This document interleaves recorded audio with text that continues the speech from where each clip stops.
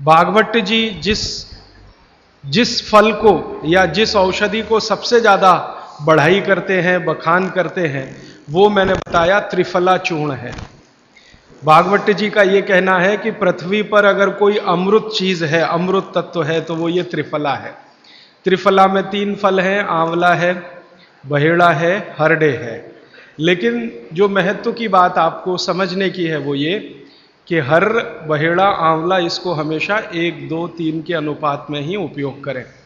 भागवत जी ने त्रिफला उपयोग करने के लिए बोला है, लेकिन उसके साथ उन्होंने एक महत्व की बात जोड़ी है कि इसको अकेला कभी भी उपयोग ना करें, या तो इसमें गुड़ मिलाएं या तो इसमें शहद मिलाएं। अकेला उपयोग करना हो तो ज्यादा दिन ना करें, नहीं तो आपको कुछ कमजोरी सी महसूस होगी। ज्यादा दिन से मतलब 3 महीने के आगे ना करें। तो मैंने जो बताया, रात को अगर त्रिफला ले रहे हैं तो या तो आप दूध के साथ लें, पानी के साथ त्रिफला लेना माने अकेला त्रिफला लेना, ऐसा माना जाता है। दूध के साथ अकेला नहीं है, गुड़ के साथ अकेला नहीं है, और शहद के साथ अकेला नहीं है। त्रिफला में तीनों के बारे में मैंने कल थोड़ा थोड़ा आपको बताया था। ऐसे ही भागवत जी कहते हैं त्रिफला जैसी ही एक वस्तु है, त्रिकटु है। फिर ऐसे कर करके उन्होंने पूरी 108 की सूची बताई है। अब मैं उसको विस्तार में नहीं जाना चाहता, क्योंकि थोड़ा समय कम पड़ रहा है मेरे पास, और मुझे आगे की कुछ बातें जो छूटी हुई हैं वो बतानी है। त्रिफला जैसी कुछ वस्तुओं के बारे में मैंने कल कहा था, जीरे के बारे में कहा था, आपको थोड़ा हींग के बारे में कहा था, अजवाइन के बारे में कहा था। ऐसे ही अपने घर में एक बहुत अच्छी चीज़ है जिसके बारे में मैं कल छूट गया बोलना, लेकिन बोलना जरूरी है, वो है मेथी का दाना। भागवत जी कहते हैं कि अपने रसोई में आंवला, हरडे, बहेड़ा, इन तीनों के बाद कोई अच्छी चीज़ है तो अजवाइन, फिर उसके बाद बोला तो जीरा, फिर उसके बाद बोला तो हींग, और उसके बाद फिर वो बोलते हैं सबसे अच्छी चीज़ है मेथी का दाना। इस मेथी के दाने के बारे में, इसकी जो विशेषता है मेथी की, ये वात नाशक है और कफ नाशक है। वात और कफ, 2 बीमारियों को जड़ से खत्म करने की शक्ति इस मेथी में है। मेथी पित्त को बढ़ाती है, वात को कम करेगी, कफ को कम करेगी, पित्त को बढ़ाएगी। इसका मतलब यह हुआ कि मेथी उपयोग अगर आप करते हैं तो वात की बीमारियां खत्म हो जाएंगी पूरी तरह से, और कफ की बीमारियां खत्म हो जाएंगी पूरी तरह से। पित्त की बीमारियां बढ़ सकती हैं, क्योंकि मेथी पित्त को बढ़ाती है। तो जिन लोगों को पित्त की बीमारी पहले से है, उनके लिए विनती है कि वो मेथी का उपयोग ना करें। जिनको पित्त की बीमारी पहले से है वो मेथी का उपयोग ना करें। पित्त की बीमारी आप समझते हैं, एसिडिटी होना, हाइपर एसिडिटी होना, अल्सर होना, पेप्टिक अल्सर होना, मुंह में पानी आना, खाने का हजम नहीं होना, खाना खाने के 2-3 घंटे बाद भी खाने का टेस्ट मुंह में रहना, डकारे आना वगैरह वगैरह, हिचकी आना, ये ज़्यादातर पित्त से जुड़ी हुई बीमारियां। तो मेथी के लिए भागवत जी कहते हैं कि पित्त के रोगी छोड़कर वात और कफ के रोगी इसको भरपूर मात्रा में ले सकते हैं। अब वात की बीमारियां अगर आपकी हैं, घुटने दुखना, कमर दुखना, कंधे दुखना, जोड़ों का दर्द होने का उपयोग जरूर करें, जरूर करें। अब आप पूछेंगे जी मेथी का उपयोग करने का तरीका बहुत सरल बताया भागवत जी ने, कि रात को 1 गिलास गुनगुने पानी में या गर्म पानी में 1 चम्मच मेथी दाना डाल दें, रात भर उसको रखें, सुबह उठकर मेथी दाने को चबा चबा के खाएं। चबा चबा के खाने का महत्व तो बहुत है। कई लोग मेथी की फंकी लेते हैं, पिसा हुआ मेथी होता है ना, उसकी फंकी लेते हैं, लेकिन फंकी का महत्व इतना नहीं है जितना चबाकर खाए हुए मेथी का है। क्यों? कारण उसका यह है कि जैसे ही मेथी आप चबाते हैं, लार बनना बहुत तेजी से शुरू होती है, क्योंकि मेथी का जो स्वाद है ना वो कटुक है, कषाय स्वाद है उसका। तो उस स्वाद की कोई भी चीज आप चबाएंगे बहुत तेजी से लार बनेगी, और वो लार मैंने आपको पहले ही बता दिया है आपके जीवन के लिए बहुत ही महत्वपूर्ण और उपयोगी है। इसलिए मेथी दाने को चबाकर खाने का असर बहुत गहरा और बहुत अच्छा होता है। तो आप मेथी दाना नियमित रूप से अपने घर में रखें, रसोई में रखें, उसका उपयोग करें। इस मेथी दाने के लिए एक बात वैसे मैंने महसूस की है, हमारे ज़्यादातर घरों में अचार जितने भी बनते हैं सब में मेथी होती है, ज़्यादातर। तो आप बागवट जी की बात अगर मानते हैं और सुनते हैं तो जो भी अचार में मेथी है वो अचार नहीं है, औषधि है, दवा है। माने आप कभी भी अपने जीवन में ऐसे अचार खाने से परहेज ना करें जिसमें मेथी है। मेथी है तो जरूर खाएं, वो चाहे आम का अचार हो, चाहे कोई भी दूसरा नींबू का हो, या जो भी अचार आप डालते हैं, अगर मेथी है तो जरूर उस अचार को आप खा सकते हैं। कुछ अचारों में मेथी के अलावा ये भी होती है, अजवाइन होती है। अगर अजवाइन है तो आप जरूर अचार खा सकते हैं, क्योंकि महत्व की बात जो आपको मैं समझाना चाहता हूं वो ये कि किसी भी अचार पर, किसी भी फल पर औषधियों का असर फल से ज्यादा होता है। जो विज्ञान की बात है वो ये कि आपने अचार डाला, तो मान लो आम का फल था, आम के फल का अचार डाला, अब इस पे मेथी पड़ गई या इस पे पड़ गया ये अजवाइन पड़ गई, तो अजवाइन और मेथी दो ऐसी औषधियां हैं जो दूसरे के प्रभाव को बहुत कम और अपने प्रभाव को बढ़ा देती हैं। तो कई लोग ऐसा घबराते हैं ना, मुझे अचार खाना तो अच्छा लगता है लेकिन खा नहीं सकता क्योंकि मुझे ऐसी तकलीफ है। मैं आपको ये कहना चाहता हूं कि अगर मेथी पड़ी हुई है किसी भी अचार में और आप वात के रोगी हैं या आपको कफ की तकलीफ है तो बेझिझक वो अचार खाइए, तो अचार के साथ मेथी जाएगी। और अचार में पड़ी हुई मेथी का असर पानी की मेथी से कई गुना ज्यादा हो जाता है। मैंने जो मेथी आपको बताई वो पानी में रात को डाल के सुबह खाना, इसका जितना असर है, लेकिन अचार में डाली हुई मेथी का असर इससे कई गुना ज्यादा है, क्योंकि अचार में ये मेथी 5-6 महीने साल भर पड़ी रहती है। मेथी के बारे में बागवट जी कहते हैं कि तेल में मिलाकर अगर आपने इसको रख लिया तो बात वही है कि अचार में तो तेल भी है, बिना तेल के अचार नहीं है। अब मेथी उसमें डल गई तो आप समझ लीजिए कि इसकी शक्ति जो काम करने की है वो 20 गुनी ज्यादा होती है, कम से कम 20 गुनी ज्यादा होती है। तो इसलिए अचार में पड़ी हुई मेथी जितनी पुरानी होती जाएगी आपको उतनी ही लाभकारी है। और ठीक यही बात उन्होंने अजवाइन के लिए लिखी है कि अजवाइन अचार में पड़ गई है तो आप समझ लो कि वो बहुत गुनी बढ़ गई है। अब मैं ये दूसरे तरह से सोचता हूं कि हमारे घर में जो माताएं बहनें हैं वो कितनी वैज्ञानिक हैं कि अचार के रूप में मेथी को या अजवाइन को इस तरह से डालती हैं। वो अनजाने में कितना बड़ा विज्ञान का काम कर रही हैं। जानकर करें तो आप सोचो कितना गर्व हो, कितना गौरव हो, लेकिन अनजाने में वो कर रही हैं। तो ये बात मैं विशेष रूप से आपके ध्यान में लाना चाहता हूं कि जिस घर की माताएं अचार बनाना जानती हैं वो बहुत वैज्ञानिक है। भले उन्होंने अपनी मां से सीखा हो या दादी मां से सीखा हो या नानी मां से सीखा हो, अनजाने में आपने एक ऐसी चीज सीख ली है जो दुनिया के बड़े बड़े डॉक्टर नहीं जानते। कोई भी MBBS MD डॉक्टर से पूछ के देख लीजिए, उसके बारे में कुछ नहीं जानता। और चूंकि वो जानता नहीं है तो अनजाने में कह देता अचार मत खाओ जी, हाँ नहीं तो ये हो जाएगा वो हो जाएगा। उसको ये मालूम नहीं है कि मेथी दाने का अचार है, अजवाइन का अचार है, जीरे का अचार है। तो ये जीरा है, मेथी दाना है, अजवाइन है, हींग का अचार एक बनता है। तो बागवट जी कहते हैं कि जितने तरह के फलों के अचार हम बनाते हैं उसमें आयुर्वेदिक औषधि अगर पड़ गई है तो वो फल का असर कम है, औषधि का असर ज्यादा है। और आयुर्वेद की औषधियों को कुछ विशेष कॉम्बिनेशन में तेल के साथ अगर आप उपयोग कर रहे हैं तो असर सबसे ज्यादा है।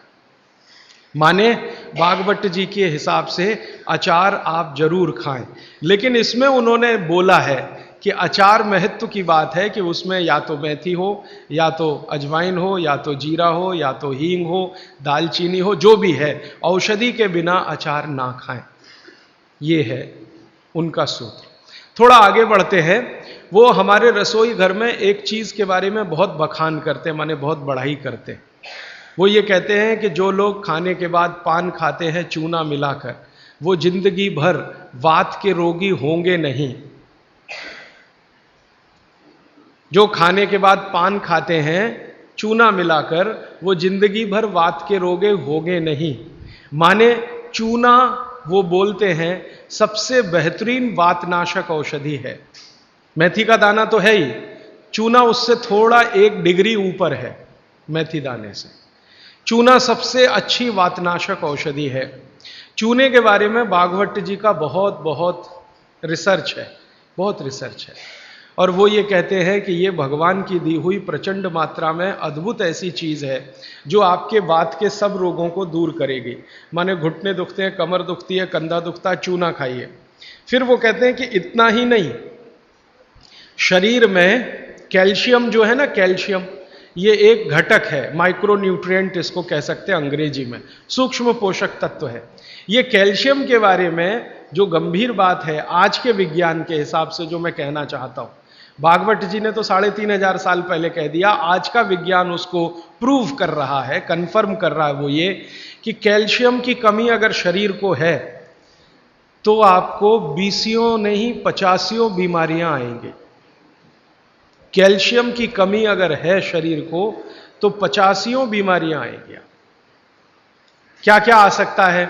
हर तरह का दर्द आपको होगा, हर तरह का, मांसपेशियों का दर्द, हड्डियों का दर्द, सब तरह का। हड्डियों की जितनी विकृतियां हैं वो सब कैल्शियम की कमी से आएंगे। हड्डियों के जितने रोग हैं वो सब कैल्शियम की कमी से आएंगे। फिर वो कहते हैं कि रक्त के बहुत सारे रोग कैल्शियम की कमी से आते हैं, रक्त के रोग, खून की बीमारी। फिर वो कहते हैं कि बहुत सारे कफ के रोग कैल्शियम की कमी से आते हैं। तो कैल्शियम कम नहीं होने देना चाहिए।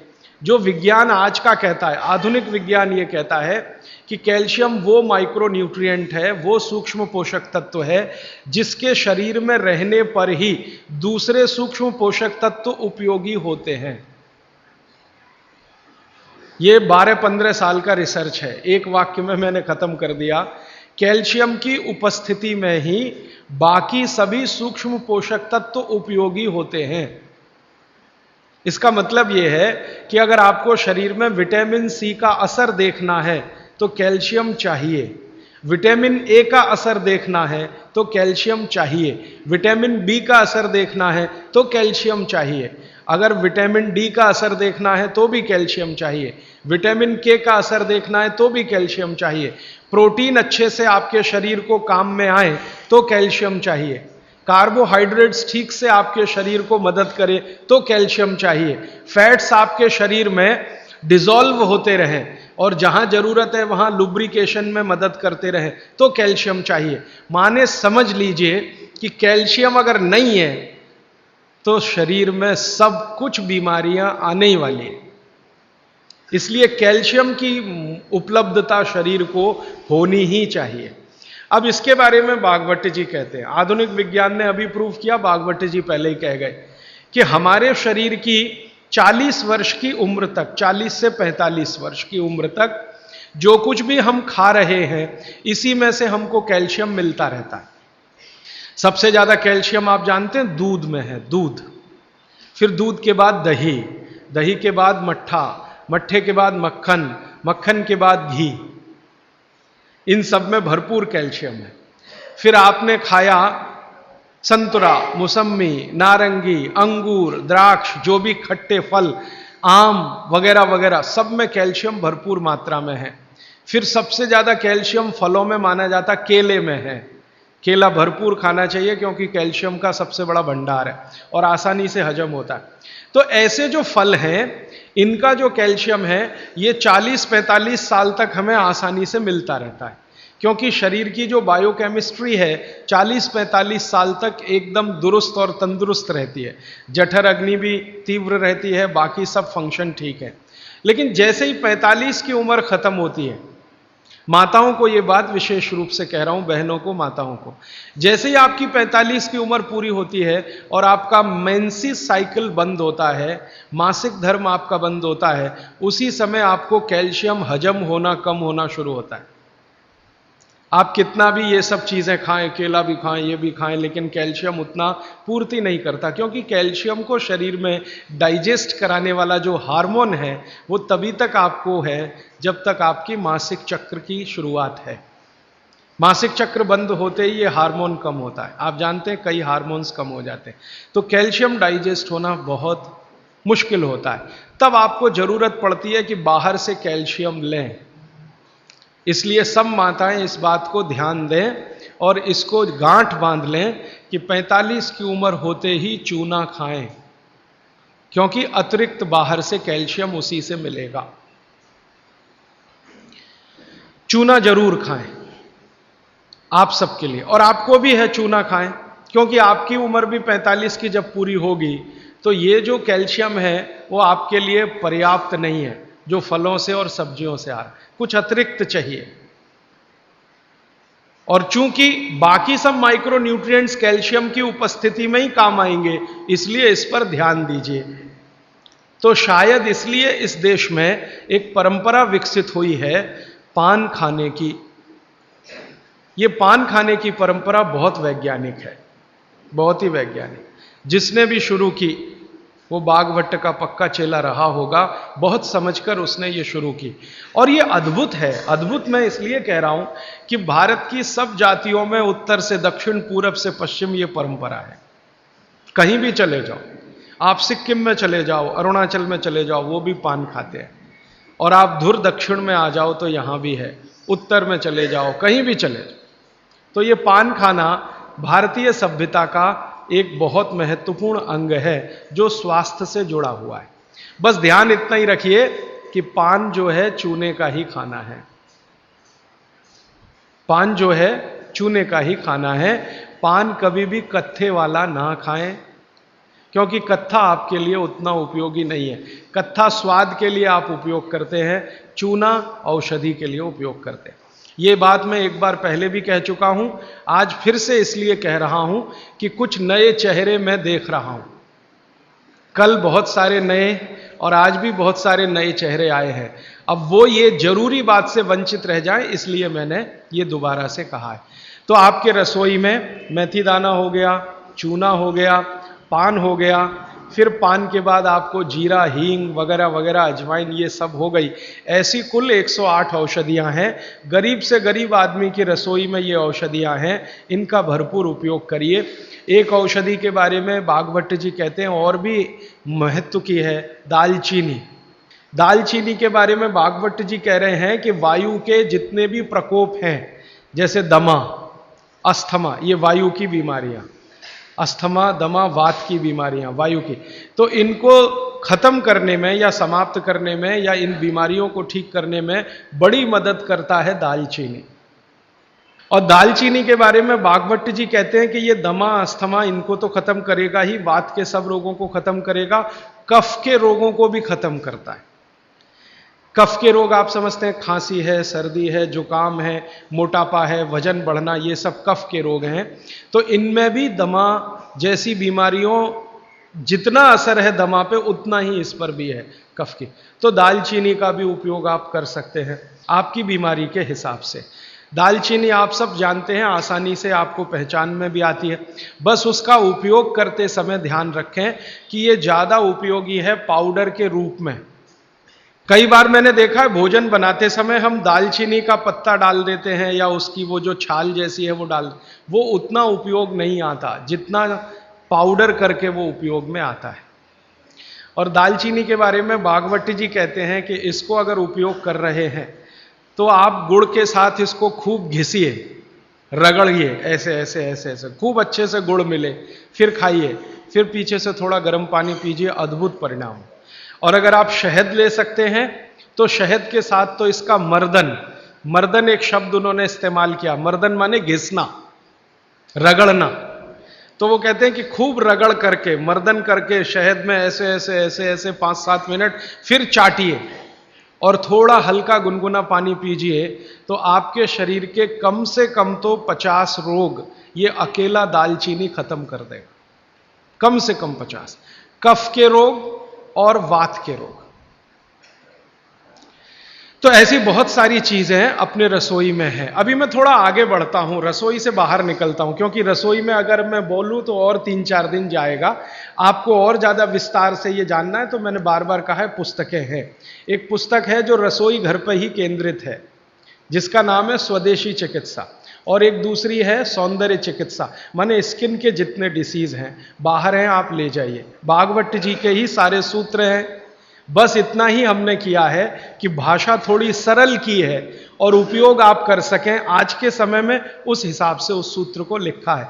लेकिन जितने सूत्र हैं किताबों में वो सब परीक्षण करके लिखे गए। 6-7 साल हमने खूब परीक्षण किया है, परिणाम मिले हैं तभी उनको लिखा है, ताकि किसी को फायदा तो हम दें अच्छा है, नुकसान किसी का ना हो हमारे कहने और करने से।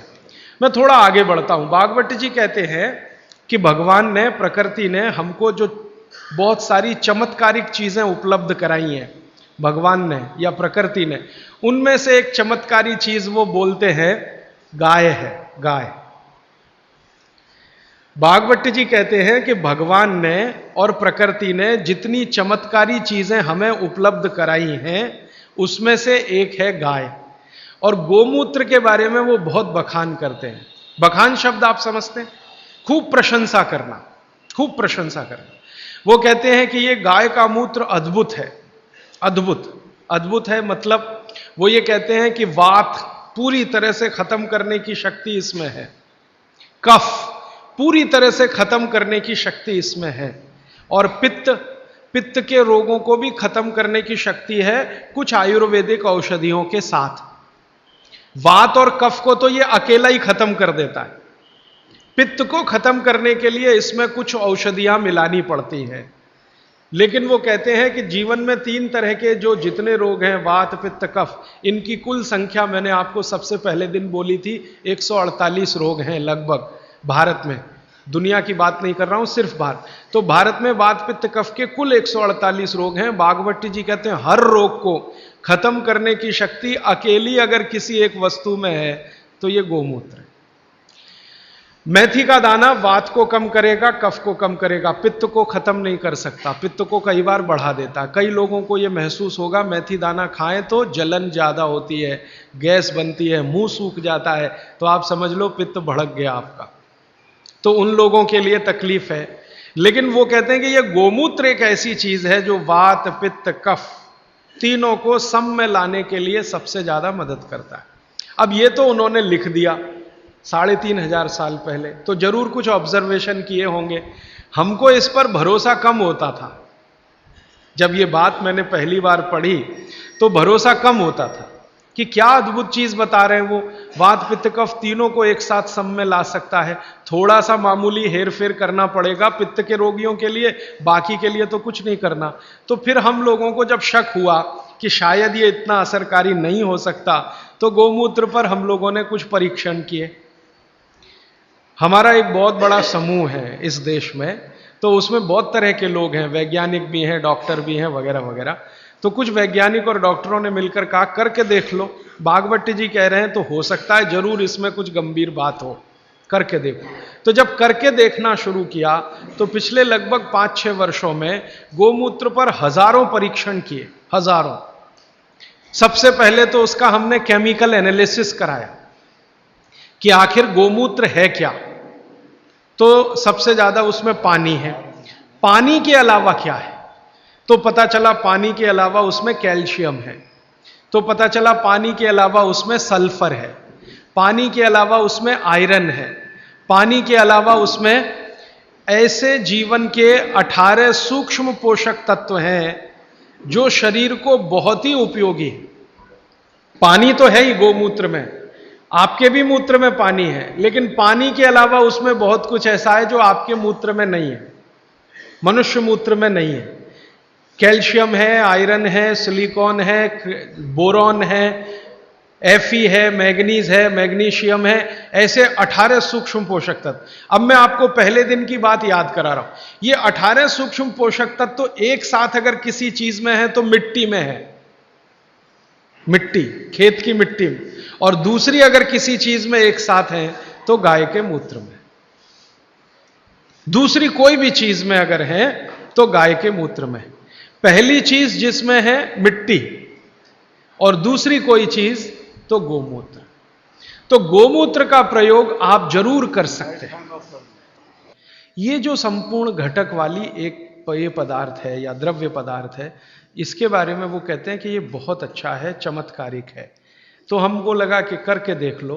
तो इसका पहले हम लोगों ने केमिकल एनालिसिस कराया। एक लेबोरेटरी में गाय का मूत्र डिब्बे में भर के दिया, शीशी में भर के, कि जरा देखो इसमें क्या है।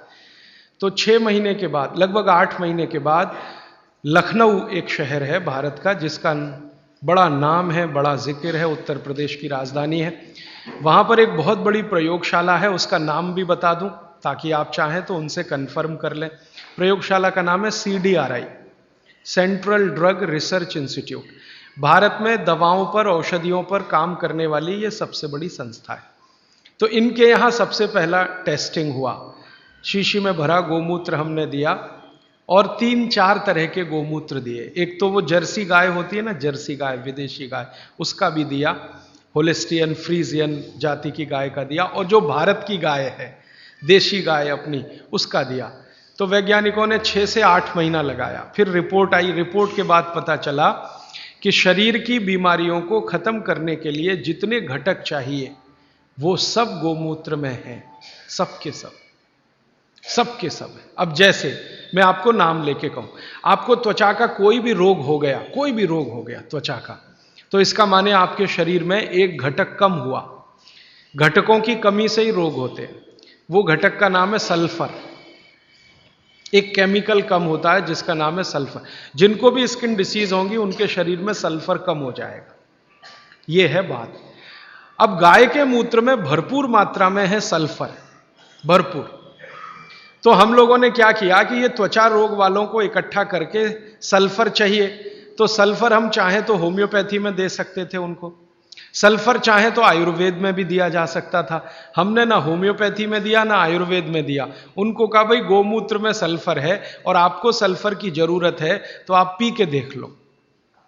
तो उनमें से कुछ ने पिया, कुछ ने नहीं पिया, कुछ को लगा कि कैसे पिए, इसमें वगैरह वगैरह बहुत सारी तकलीफें हैं।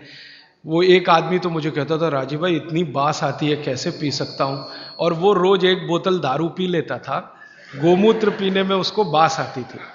तो मैं उसको समझाता था, भैया दारू की जो बास है उससे अच्छी तो ये है, लेकिन वो माना नहीं। खैर, जिन लोगों ने पी लिया, हमने देखा कि 1.25 महीने से ही उनके त्वचा का रंग बदलना और उनका जो रोग है वो बदलना शुरू हुआ। 3रे महीने तक आते आते संपूर्ण रोग ठीक। और क्या क्या रोग ठीक हुए? सोराइसिस ठीक हुआ, जो कभी ठीक नहीं होता, आप जानते हैं। एलोपैथी वाले तो कहते हैं सोराइसिस ठीक ही नहीं होता।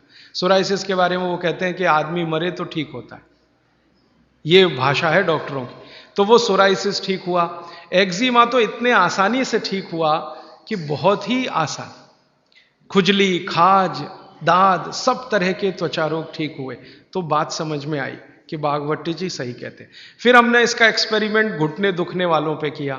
घुटने दुखते हैं, कमर दुखती है, कंधा दुखता है, और देखा कि रिजल्ट बिल्कुल सही है। 15 से 20 दिन में ही असर है। फिर हमने इसका प्रयोग कफ वालों पे किया। खांसी है, सर्दी है, जुकाम है, 20-20 साल की खांसी है, 25-25 साल की खांसी है। अब आप जानते हैं 20-25 साल की खांसी तो दमाई हो जाती है या तो टीबी में बदल जाती है। तो उसमें देखा तो इतना तीव्र असर है इसका कि अगर आप ट्यूबरकुलोसिस के किसी भी पेशेंट को सरकार का इलाज कराएं, आप खुद कर लें ये एक्सपेरिमेंट, मैं तो 20 बार कर चुका। सरकार का इलाज आप जानते हैं, गोलियां, डॉट्स की गोलियां टीबी के मरीजों को देते हैं और कहते हैं हम फ्री में बांट रहे हैं। तो एक आदमी को आप बोलो कि डॉट्स खाए और इलाज कराए, और दूसरा ऐसा ही आदमी पैरेलल ले लो जिसको टीबी है, अस्थमा है, दमा है, उसको कहो नहीं तुम सिर्फ गोमूत्र पियो और कुछ मत करो। फ्रेश गोमूत्र माने फ्रेश, जो ताजा। तो आप देखेंगे कि वो डॉट्स की गोली खाने वाले को 4 महीने से 6 महीने लगेंगे और ये गोमूत्र पीने वाले को 1.25 महीने से 2 महीना ही लगेगा और ठीक होगा। और ये एक बार ठीक हुआ गोमूत्र पी के, इसको दोबारा टीबी नहीं आएगी, क्योंकि गोमूत्र बीमारी ही ठीक नहीं करता, प्रतिरोधक शक्ति इतनी बढ़ा देता है कि वो बीमारी भविष्य में दोबारा ना आए। तो समझ में आया कि बागभट्ट जी तो कुछ गलत नहीं बोल गए, सही। फिर हमने और एक एक्सपेरिमेंट किए कि जिनको डॉट्स दी जा रही है, ऐसे कुछ मरीज एम्स में हमने चिन्हित किए ज़्यादा एक्सपेरिमेंट हमने एम्स के डॉक्टरों की मदद से किए। तो ऑल इंडिया इंस्टीट्यूट के कुछ मरीज जिनको डॉट्स दी जा रही है, नियमित रूप से टीबी के लिए वो आते हैं, उनको शीशी में भर भर के ये दे दिया, और ये नहीं कहा कि ये गोमूत्र है, क्योंकि कहो तो खाएं नहीं और पिए नहीं। उनको कहा ये बहुत अच्छा सिरप है, आप इसको पीते रहो। अब वो आते थे, शिकायत करते थे कि ये कैसा सिरप है, इसमें कुछ बास सी आती है, दूसरे सिरप तो मीठे मीठे लगते हैं, कि भाई ये सिरप दूसरे तरह का है। तो उनको बताएं तो पिए नहीं, और हमारा एक्सपेरिमेंट हो नहीं तो हमें तो करना था, तो उनको बताया गया। तो ये हमने देखा कि डॉट्स का जो काम करने का है, डॉट्स माने उसके जो माइक्रोन्यूट्रिएंट्स, उसके घटक जो शरीर पर काम हो रहे हैं, गोमूत्र पीते ही उनके काम करने की शक्ति 20 गुने से 40 गुनी बढ़ गई। डॉट्स तो काम कर ही रही है, लेकिन गोमूत्र के साथ जब डॉट्स दी गई तो वही उनकी बीमारी जो 6 महीने में खत्म होने वाली थी, वो 2-2.25 महीने में संपूर्ण जड़ से ठीक हो गई। फिर जब वो ठीक हो गए, तब उनको हमने बताया कि भैया वो शीशी में भर के जो दिया था वो गोमूत्र था। तो तुरंत नाक चढ़ गई उनकी, ठीक हो गए। कहते हैं जी आपने तो बहुत अच्छा कर दिया, हमको हमारी संभावना नहीं थी कि हम जिंदा भी बचेंगे, लेकिन नाक तब भी चढ़ गई। तो ये जो नाक चढ़ती है हमारी, ये अब कम कर दीजिए इसको चढ़ाना। गाय का मूत्र अद्भुत है, बहुत ही अद्भुत है। इसके हम एक्सपेरिमेंट करते करते 48 रोगों तक पहुंचे हैं आज। 48 डिसीज हैं, 48 रोग हैं, वात के, कफ के, पित्त के, तीनों के जड़ से खत्म होते हैं।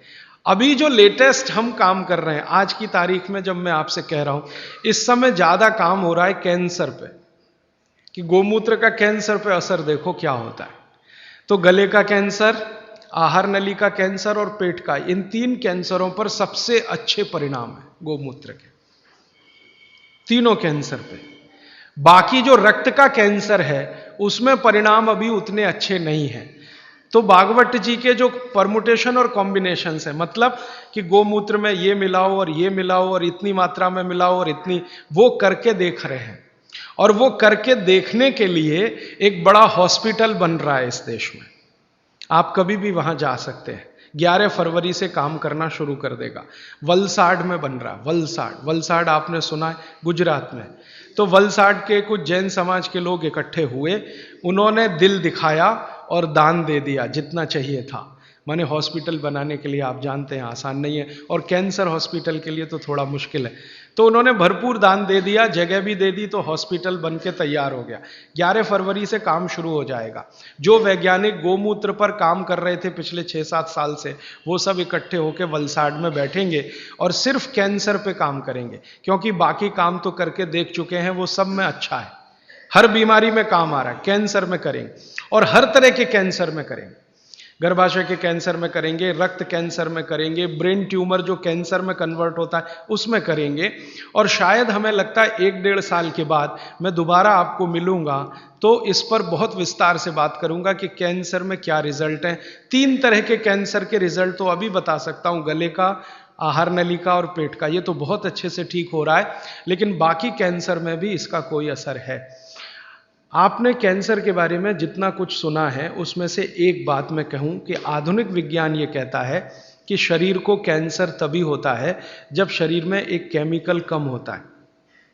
उस केमिकल का नाम है करक्यूमिन। ये आज के वैज्ञानिकों ने रिसर्च करके निकाला है। करक्यूमिन नाम का एक केमिकल है, ये कम है तो जरूर तो खत्म होगा आदमी, कैंसर आएगा और खत्म होगा। और इस केमिकल की कमी से जो कोशिकाएं होती हैं वो अनकंट्रोल्ड होती हैं, उनके ऊपर कंट्रोल नहीं रहता, तो ये एक दूसरे के साथ मिलकर एक जूथ जैसा बना लेती हैं, वो ट्यूमर हो जाता है। फिर ट्यूमर बाद में ब्लास्ट होता है और फिर वो मैलिग्नेंट होता है, पहले बिनाइन फिर मैलिग्नेंट, और फिर अंत में कहते हैं जी डेथ ही है और कुछ है नहीं, उसमें कंट्रोल के बाहर है वो सब। सारे वैज्ञानिक इसमें लगे हुए। अब संयोग की बात देखिए कि जिस करक्यूमिन की बात आज के वैज्ञानिक कर रहे हैं, वो करक्यूमिन भरपूर मात्रा में गोमूत्र में है, भरपूर मात्रा में, और एकदम डाइजेस्टेबल फॉर्म में है। डाइजेस्टेबल माने तुरंत पियो और असर करे, ऐसा देर नहीं लगे। ये कुछ ऐसा संयोग है प्रकृति का। वैज्ञानिक कह रहे हैं कि ये तत्व कम होता है तभी कैंसर होता है। अब यही तत्व गाय के मूत्र में है। तो हजारों साल पहले बाघभट्ट की कही हुई बात अब सिद्ध हो जाएगी, साल भर में तो सब मान लेंगे। अब तक जितने रिसर्चेज हुए हैं गोमूत्र पर, इन पर भारत सरकार के सामने रिपोर्ट्स पेश की गई। भारत सरकार की जानते हैं एक काउंसिल है जिसका नाम है MCI, medical council of India. इनके पास सब कुछ जाता है सबसे पहले, तो वो सब गया। तो MCI वालों ने नाक चढ़ाई बहुत, ये क्या आप ले आए गोमूत्र, ऐसा बात करते हैं, ये क्या ले आए गोमूत्र। माने उनको लगता है कि ये तो बेकार की चीज है गोमूत्र। अब उनका कुतर्क क्या है वो जरा देखो। कुतर्क, तर्क है तो चलो अच्छा है, हम उनसे संवाद कर सकते हैं, समझा। कुतर्क करते, कहते जी ये गोमूत्र इतना ही अच्छा होता तो गाय छोड़ती क्यों इसको शरीर से। जब हमारा झगड़ा हुआ ना MCI वालों से, आधुनिक डॉक्टरों से, और उन्होंने ये कुतर्क करना शुरू किया कि क्या फालतू बात करते हैं, गोमूत्र इसमें कुछ है क्या। मैंने कहा भैया बहुत कुछ है, नहीं तो कोई मूर्ख नहीं था जो 3500 साल पहले इसको लिख के चला गया। और उसके बाद भी कई लोगों ने कहा, वैद्यों ने कहा, कई वैद्य हैं जो बिना आपको बताए गोमूत्र देते रहते हैं और आपको ठीक करते रहते हैं। उनके बहुत सारे काढ़े, बहुत सारी दवाएं गोमूत्र में बनाते हैं, आपको नहीं बताते, ये अलग बात है। क्योंकि हर वैद्य मुझे यही कहता है बता दो, तो नाक चढ़ जाती है सबकी। नाक चढ़े तो थोड़ा रेजिस्टेंस आता, फिर दवा का असर कम हो जाता, तो बिना बताए देते रहते। तो हमको कॉन्फिडेंस था, तो डॉक्टरों से जब झगड़े हुए हमारे आज के डॉक्टरों से, तो उनका पहला ही कुतर्क था जी अच्छा होता तो गाय छोड़ती क्यों, खुद ना रखती उसको। तब मुझे मेरी पुरानी एक बात याद आई। मेरी दादी माँ हमेशा मुझे कहा करती थी, वो कभी स्कूल में नहीं गई, कॉलेज में नहीं गई, लेकिन ज्ञान बहुत था उसको। हमारे देश में ऐसा ही है, जो स्कूल कॉलेज में नहीं गए वो सब ज्ञानी है। ये मेरा 15 साल का 100% तजुर्बे का हिस्सा है, इसमें कोई कमी नहीं है। जो स्कूल नहीं गए, कॉलेज नहीं गए, बहुत ज्ञानी है, उनके पास नॉलेज बहुत है, फंक्शनल नॉलेज जिसको हम कहते हैं। ऑपरेटिव और फंक्शनल नॉलेज उनको जबरदस्त है, और वो इतनी ज्ञान की बातें कई बार कर जाते हैं कि हमारा सिर घूम जाता है। एक बार मैं आपको, ये क्षेपक है लेकिन मैं जोड़ देता हूं आपको समझ। मैं एक बार पटना रेलवे स्टेशन पे उतरा, बहुत बार जाता रहता हूं, घूमता रहता हूं। तो रात के 2:30 बजे थे। अब ट्रेन से उतर गया, सामान थोड़ा ज्यादा था, मेरे पास एक ही सामान है, किताब है। मेरे कपड़े तो 2 ही 3 हैं, बस किताब है। तो उठाए गट्ठर, अब कैसे उठाएं, तो कुली चाहिए भाई, तो ढूंढना शुरू किया तो एक ही कुली दिखाई दिया। मैंने कहा भाई जरा ले चलो बाहर तक। उसने कहा साहब थोड़ी देर रुक जाओ, मेरा कुछ झगड़ा है। किससे झगड़ा है? तो मेरी पत्नी से झगड़ा हो रहा है, थोड़ी देर रुक जाओ फिर मैं ले जाऊंगा। तो मैं खड़ा हो गया, दोनों की बात सुनने लगा। पति और पत्नी बात कर रहे थे। उसकी पत्नी कहीं गांव से आई हुई थी, कोई मामला था, मुझे ज्यादा उनकी भाषा समझ में नहीं आ रही थी, क्योंकि वो जो है ना स्थानीय भाषा बोलते हैं, और मैं थोड़ा मूर्ख आदमी हूं, मुझको कम समझती। तो मैं सुन जरूर रहा था, झगड़ा चल रहा था। अंत में कुछ फैसला हुआ, और फैसला हुआ, फिर उसने कहा चलो अब आपका सामान लेता हूं। तो मैंने जिज्ञासा से पूछ लिया भाई बात क्या थी? तो उसने कहा कुछ नहीं। मैंने कहा बता दो भाई। उसने कहा मेरे घर की बात है, आपको क्या बताऊं। तो फिर भी मैंने कहा बता दो। तो उसने कहा बात इतनी सी थी कि मेरी पत्नी कुछ कह रही थी, मैं मान नहीं रहा था। फिर मैंने कहा क्या हुआ? उसने कहा अब मैंने मान लिया। मैंने कहा क्यों मान लिया? अब देखो उसने जो आगे बोला तो मैं तो दंग रह गया, मुझे लगा कि मैं इसके पांव छू लूं, ये इतना महान आदमी है, कुली है। वो कहता है जी स्त्री जो होती है ना, स्त्री वो खूंटा होती है। खूंटा, खूंटा समझते? हिंदी का शब्द है खूंटा। खूंटा जिससे हम गाय बांधते हैं, बैल बांधते हैं।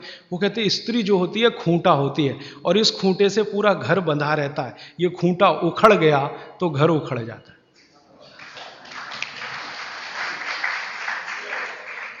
अब मैंने कहा कि भाई इसने कहीं यूनिवर्सिटी में गया नहीं, कोई डिग्री इसके पास है नहीं, इतने ज्ञान की बात इसने कैसे कही। तो मैं पूछा तुम कहाँ रहते हो? तो उसने बताया वहां रहता हूँ, कंकड़ बाग कोई जगह बताई थी, वहां रहता हूँ, झोपड़ी में रहता हूँ।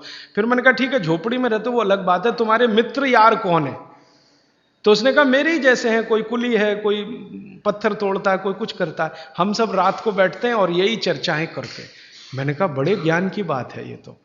कोई फिलोसोफर इस बात को पाने में 10 साल लगाएगा, डबल पीएचडी करना पड़ जाएगा उसको, ट्रिपल पीएचडी, और उसको साधारण। तो मेरा ये मानना है कि ये बिना पढ़े लिखे लोग बहुत ज्ञानी हैं। ये अनजाने में कई बार ऐसी बातें करते हैं या ज्ञान के काम करते हैं जो जानकर करें तो सबका गौरव और सम्मान इतना ही हो जितना हमारा आपका है। तो बागवट जी ने कह दिया, उसके बाद बहुत सारे वैद्यों ने अनजाने में ये किया कि बागवट जी कह गए इसलिए गोमूत्र में घिस के दो, हरडे है ना, गोमूत्र में घिस के दो तो ज्यादा लाभ करती है, पानी में घिस के दो तो कम लाभ करती है, ऐसे ऐसे। तो मैंने उन वैज्ञानिकों से झगड़ा ले लिया इसी आधार पर कि ये बोला है, हजारों साल किया है, ये अलग बात है कि रिपोर्ट्स नहीं रखी उन्होंने, तो ठीक है हम निकाल के देंगे आपको। तो उनका एक ही कुतर्क था कि जी मूत्र इतना अच्छा होता तो गाय क्यों छोड़ती इसको, आपका मूत्र अगर इतना अच्छा होता तो आप क्यों छोड़ते इसको। फिर बाद में मुझे दादी की बात याद आई कि दादी ये कहती थी कि ये गाय नहीं है, माता है, माता है, माता। वो कभी भी हम कहते थे गाय, तो वो कहती थी गाय मत बोलो, गो माता, या तो माता बोलो नहीं तो गो माता। गाय नहीं बोलने दिया कभी भी उसने, क्योंकि गाय बोलना वो कहती थी अपमान है उसका, तो गौ माता है। अब माता जो होती है हर जरूरी चीज बच्चे के लिए छोड़ती है, ये आप सब जानते हैं। बच्चा उत्पन्न हुआ तो उसको सबसे ज्यादा जरूरी है दूध, तो मां दूध छोड़ना शुरू कर देती है। बच्चे होने के पहले तक नहीं है, वो बच्चा होने के बाद ही है। तो माता के बारे में यह कहा जाता है, मां की परिभाषा इस देश में है कि हर जरूरी चीज जो उसके बच्चे को चाहिए वो छोड़ती है। तो मुझे लगा गाय भी माता है तो ये बहुत जरूरी चीज है शायद हमारे लिए, मूत्र, तो ये हमारे लिए शायद छोड़ती है। हम मूर्ख हैं कि उसको इकट्ठा नहीं करते, बेकार जाने देते हैं। तो वैज्ञानिकों को मैंने कहा भाई हमारे यहां तो ये कहा जाता है कि ये गाय नहीं है, माता है। तो मां कुछ जरूरी चीज हमारे लिए छोड़ती है तो शायद ये जरूरी हो। तो उनका अच्छा ठीक है, अब आप बहुत जोर दे रहे हो, और हमने कई तरह का प्रेशर डलवाया था उनके ऊपर, तो चलो करके देख लेते हैं। फिर एम्स के और एमसीआई के वैज्ञानिकों ने काम किया, और काम करने के बाद 8 महीने के बाद वो कहते हैं बात आपकी बिल्कुल सही है, ये गोमूत्र हमारे लिए ही गाय छोड़ती है, हमारे लिए ही छोड़ती है। हमको बीसियों बीमारियां हैं जो इससे ठीक होती है। तो आप अपने जीवन में गाय के प्रति देखने का थोड़ा नजरिया बदल दो। अब तक आप गाय को दूध के लिए देखते थे, अब मैं आपको दिखाना चाहता हूं मूत्र के लिए देखो। दूध तो बोनस है, मूत्र उसकी जिंदगी के आखिरी दिन तक मिलने वाली औषधि है। दूध तो थोड़े ही दिन मिलेगा, आप जानती हैं गाय थोड़े दिन दूध देती है, जैसे माँ थोड़े दिन दूध दे सकती है वैसे गाय भी थोड़े ही दिन दे सकती है, हमेशा नहीं दे सकती। थोड़े दिन के बाद दूध बंद हो जाता है, लेकिन मूत्र जीवन के आखिरी दिन तक देती है। और उस मूत्र से हमने करके देख लिया, वैज्ञानिकों ने मान लिया कि 48 बीमारियां तो जड़ से ठीक हो जाती हैं। ये बीमारियां क्या क्या हैं फिर से सुना देता हूं। जोड़ों के दर्द सब तरह के, किसी भी स्तर के जोड़ों के दर्द, पित्त की बीमारियां किसी भी तरह की, कफ की बीमारियां किसी भी तरह की, गोमूत्र से ठीक होती है। आप बोलेंगे इसको लेना कैसे चाहिए? भागवत जी ने इसका तरीका यह बताया है कि गोमूत्र लेना हो तो उसका सबसे अच्छा समय है सवेरे का। सवेरे का समय बताया है, अच्छा है, सवेरे गोमूत्र लेना चाहिए। कितना लेना चाहिए? तो ये मात्रा भागवत जी बोल कर गए कि जो बहुत ज्यादा बीमार हैं, बहुत बीमार हैं, उनको एक दिन में 100 ग्राम, 100 ग्राम नहीं कहा है, लेकिन जो मात्रा दी है वो ग्राम के बराबर है। और 100 ग्राम बोल रहा हूं ताकि समझ में आए, नहीं तो उनकी मात्रा बोल दी तो समझ में नहीं आएगी, लेकिन वो लगभग 100 ग्राम। तो जो बहुत बीमार हैं उनको 100 ग्राम, 100 मिलीलीटर। 100 मिलीलीटर माने एक कप जो चाय का है ना, उसमें 150 ml चाय आती है, 150 मिलीलीटर, तो उसका पाव कप मान लो। ये बीमार, बहुत बीमार लोगों के लिए। और वो कहते हैं कि इसको आधा आधा करके लो तो और अच्छा है। तो आधा एक बार ले लिया, आधा दूसरी बार ले लिया, और जिस समय लें पेट खाली रहे, तो नाश्ते के पहले। अब पेट खाली 2 समय रहता है दिन में, एक तो सुबह सुबह, और दूसरा जब भोजन के बाद आप 4 घंटे निकल जाए ना तो पेट लगभग खाली हो जाता है, तो शाम को ले सकते हैं बीमार लोगों। और जो बीमार कम है या स्वस्थ हैं, निरोगी हैं और लेना चाहते हैं, उनको एक ही बार। तो 50 मिलीलीटर की मात्रा उन्होंने बताई उसके लिए। स्वस्थ, कम बीमार 50 मिलीलीटर। 50 मिलीलीटर माने एक कप का तिहाई हिस्सा, 1/3। तो ये आप ले सकते हैं। अब जिस गाय का मूत्र आप ले रहे हैं उसके बारे में एक छोटी जानकारी उन्होंने जोड़ी उसमें। वो ये कहते हैं सूत्र में कि गाय जो मूत्र पीने लायक माने औषधि के रूप में देती है, वो गाय को पैदल चलना बहुत आवश्यक है। माने वो चले, दिन में घूमे टहले। बांधी हुई गाय जिसको आप चलने ही मत दो, घर में ही बंधी रहे, उसके मूत्र के बारे में बागभट्ट जी कहते हैं कि वो उपयोगी नहीं है, उपयोगी नहीं। अब हमने क्या देखा कि ये जो जर्सी गाय है ना, जर्सी, होलिस्टियन, फ्रीजियन, ये बंधी हुई गाय है। आप इसको छोड़ भी दो तो जाती नहीं है, बद्ध से बैठ जाती है। खड़ा करो फिर बैठ जाएगी, फिर खड़ा करो फिर, खड़ी भी नहीं होती, ज्यादा देर बैठी रहेगी। चलना तो उसके लिए इतना भारी है कि जब वो चलेगी तो ऐसी कराह निकलती है उसके मुंह से।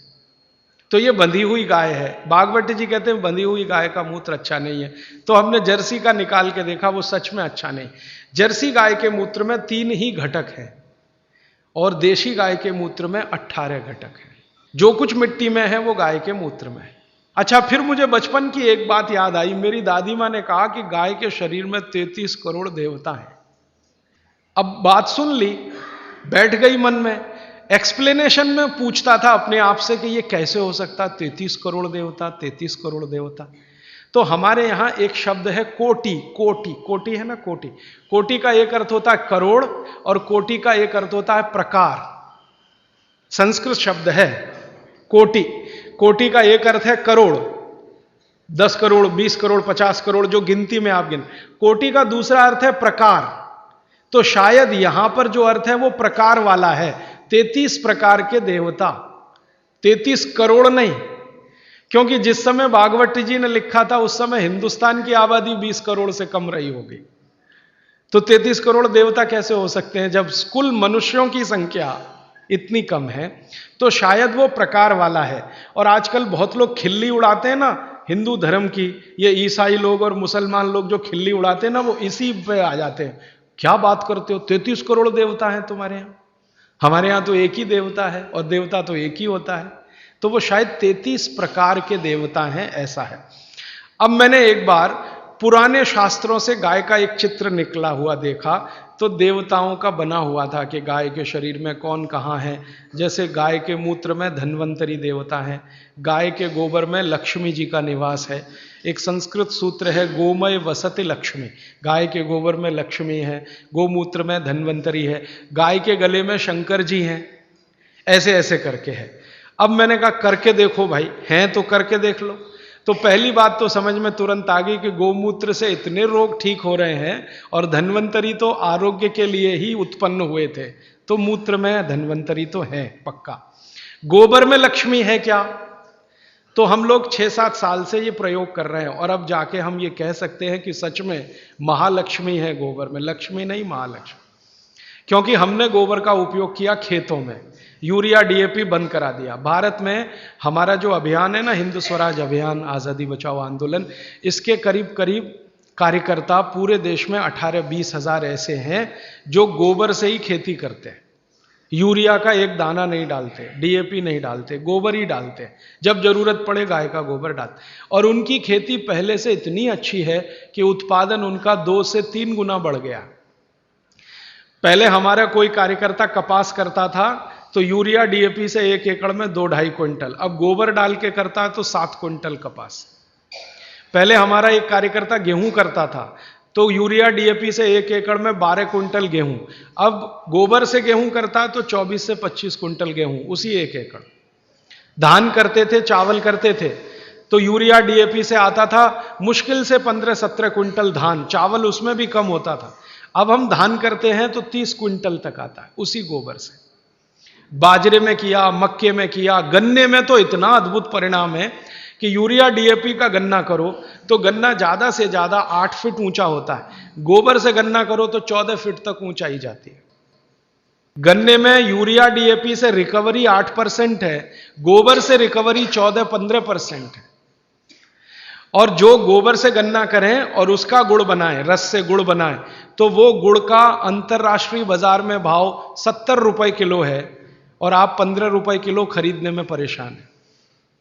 क्योंकि इंटरनेशनल मार्केट में लोग कहते हैं कि जी गोबर का गन्ना और उसका रस और गुड़ मिलता नहीं किसी देश में, भारत में ही संभव है, क्योंकि देशी गाय ही भारत में है और किसी के पास देशी गाय है नहीं। तो गोबर में लक्ष्मी है, क्योंकि आप उत्पादन बढ़ाएंगे, बाजार में बेचेंगे, लक्ष्मी आएगी। तो गोमय वसति लक्ष्मी, गोमूत्रे धन्वंतरी, सूत्र कुछ ऐसा है कि मूत्र में धन्वंतरी, गोबर में लक्ष्मी। अब ये गोबर पर एक्सपेरिमेंट करते करते हम यहां तक आए हैं कि गाय के गोबर में से गैस निकलती है। ये गैस से आप अपने घर का चूल्हा तो जला ही सकते हैं, ये तो पुरानी बात है। अभी आज की बात जो है वो ये कि गाय के गोबर से निकली हुई गैस से गाड़ी चला सकते हैं। गाड़ी माने Tata Sumo, Tata indica, Tata Sierra, Tata की वो सफारी, ये सब चलती है, बहुत आराम से चलती है। गोबर गैस है ना, उसको सिलेंडर में भरो और वो सिलेंडर गाड़ी में लगा दो, तो बिना इंजन बदले और कोई तकलीफ किए वही गाड़ी दौड़ती है। दिल्ली में आईआईटी है, कभी भी आप वहां चले जाइए, आईआईटी कैंपस की सब गाड़ियां गोबर गैस से ही चलती हैं। और इस आधार पर सुप्रीम कोर्ट में एक केस का अभी फैसला हुआ है। हमारे देश का अदालत अब तक ये कहती थी कि गाय दूध न दे तो बेकार है, काट दो। अब सुप्रीम कोर्ट ने अपना फैसला बदल दिया, वो कहते हैं ये दूध नहीं दे तो भी उतनी ही उपयोगी है, क्योंकि गोबर दे रही है और मूत्र दे रही है। कोर्ट ने अपना जजमेंट बदला, ये भारत के इतिहास में पहली बार हुआ। सुप्रीम कोर्ट ने अपना पुराना जजमेंट बदला, ये एक्सपेरिमेंट होने के बाद। अब थोड़े दिन में हमारी तो एक योजना है, आप अगर मदद करेंगे तो हम जरूर करेंगे इस योजना को। गांव गांव जहां भी गाय है वहां गोबर है। गोबर है तो हम क्या करने वाले हैं, गोबर गैस प्लांट छोटे छोटे हर जगह, गैस निकालो और सिलेंडर में भरो। कंप्रेशर की मदद से, आप जानते हैं कोई भी गैस सिलेंडर में भरी जा सकती है, तो कंप्रेशर की मदद से गैस सिलेंडर में भरो और सिलेंडर खुद भी इस्तेमाल करो, दूसरों को भी दो। ये एलपीजी का चक्कर खत्म करो, क्योंकि ये एलपीजी आयातित है, माने इंपोर्टेड है। दूसरे देश के सामने हम भिखारी बन के खड़े हैं, जी दे दो। ईरान से मांग रहे हैं, इराक से मांग रहे हैं, ईरान आंखें दिखा रहा, नहीं देते। हाँ देंगे तो इस कीमत पे देंगे, गरज है तो ले लो, नहीं तो मत लो। तो हमारी सरकार भीगी बिल्ली बनी हुई उनके सामने रिरियाती है, गिगियाती है। ये चक्कर अभी खत्म करना, हमको तो डीजल पेट्रोल ही खत्म करना है इस देश में, जरूरत ही नहीं डीजल पेट्रोल। जब तक गाय जीवित है, उसका गोबर है, गोबर से गैस है, गैस से सब चलेगा। आपकी बिजली भी बना लो, गाड़ियां भी चला लो, रसोई गैस भी जला लो, घर के सब काम गोबर गैस से हो सकते हैं। और गोबर गैस की बनाई हुई रोटी का स्वाद आपके एलपीजी की रोटी के स्वाद से कई गुना अच्छा है, करके देख लीजिए आप।